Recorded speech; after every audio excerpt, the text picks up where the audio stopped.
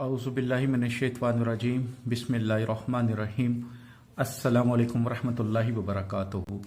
उम्मीद करता हूँ मेरे तमाम मुसलमान भाई बहन दोस्त खैर व अफ़ियत से होंगे। आज जिस टॉपिक पे वीडियो बना रहा हूँ वो टॉपिक नाजायज़ ताल्लुकात को ख़त्म करने के लिए या दो दुश्मनों में लड़ाई करवाने के लिए ये तवीज़ बहुत ही ज़बरदस्त है।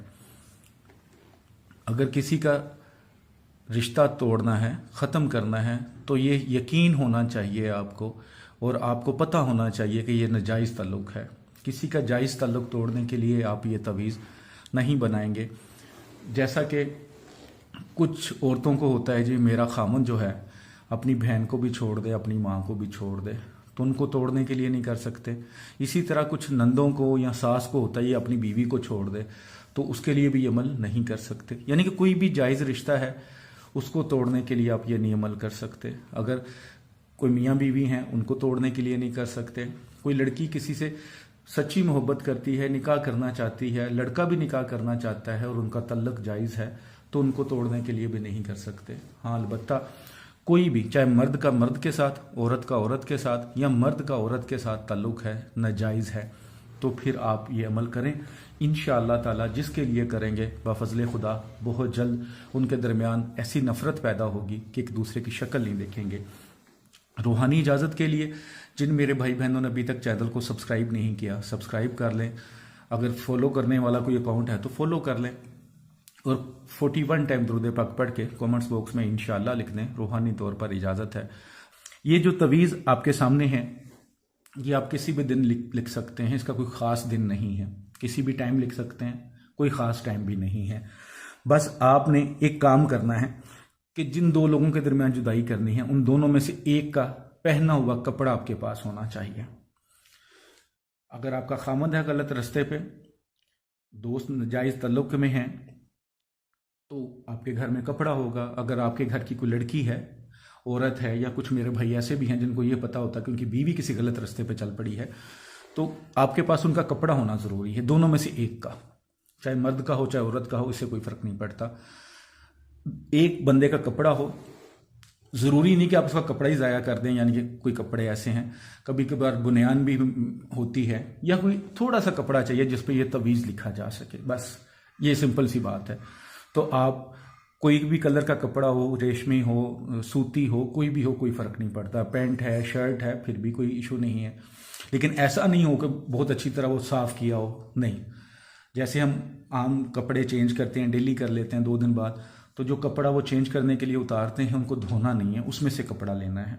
ठीक है, तो आपने मार्कर ले लें, ब्लैक स्याही वाला मोटा मार्कर ले लें, या जो भी मार्कर ले लें जिससे ये इस पर लिखा जाए और नज़र आए। तो सबसे पहले आपने उस पर तवीज़ बनाना है, फिर उसका तरीक़ेकार बताऊंगा, तो इंशाल्लाह ज़रूर काम करेगा।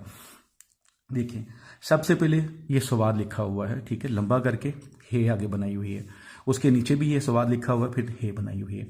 फिर इसको उल्टा कर लें। जैसे आप इस तवीज़ को इस तरफ ले जाएंगे तो ये उल्टा हो जाएगा। ठीक है, तो आप इधर से स्वाद ये वाले 2 पहले लिख लिए, फिर इधर से लिखकर इधर को, और फिर ये लिखकर इधर को स्वाद लिख लें, बस। ठीक है, उसके बाद नीचे एक लाइन लगाएं।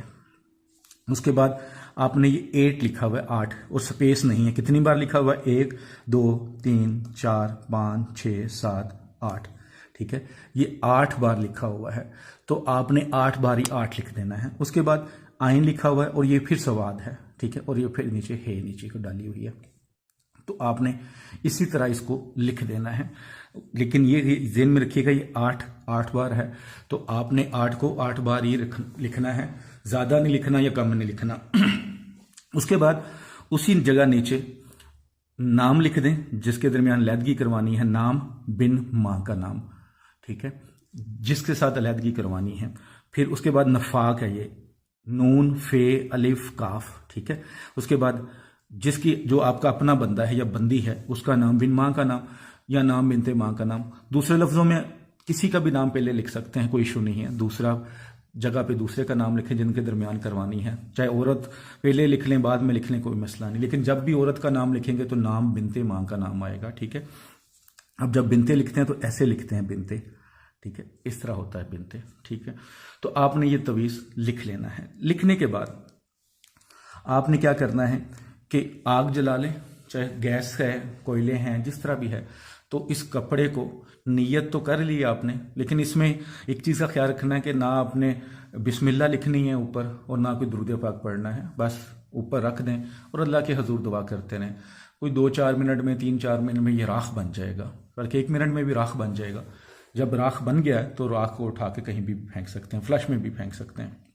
इंशाअल्लाह जैसे ही ये अमल आपने करके जला दिया, इंशाअल्लाह जिनके दरमियान, चाहे वो दुश्मन है, फर्ज किया 2 दुश्मन हैं, वो आपके खिलाफ मिल के काम कर रहे हैं, तो उनको तोड़ने के लिए भी कर सकते हैं और नाजायज़ तल्लुकात को भी ख़त्म करने के लिए ये कर सकते हैं। इंशाअल्लाह ताला जिसके लिए करेंगे फ़ायदा होगा।